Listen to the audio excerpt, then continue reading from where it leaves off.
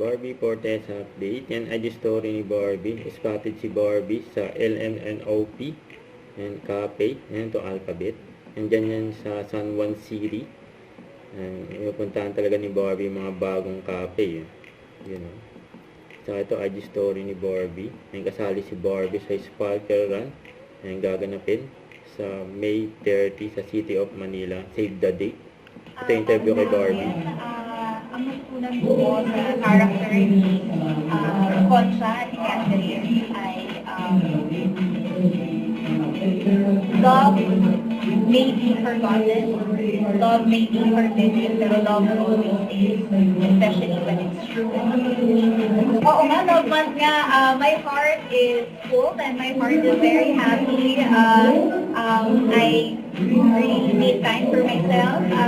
I made plans for Valentine's Day for myself. I'll spend it alone, just like last year. And I'm super happy. I'm surrounded with a lot of good friends. Kung nakita nyo, ang sipag ko na ulit tumakbo. Kasi ang dami ko ng mga kaibigan na nag-aya sa akin tumakbo. And it brings me so much joy na nakaka-inspire din kami ng iba to have a healthier lifestyle. Travel, yes, pero for a bit. I'm gonna attend my friend's wedding lang. Pero I'm gonna come back. Kasi may trabaho na. Thank you!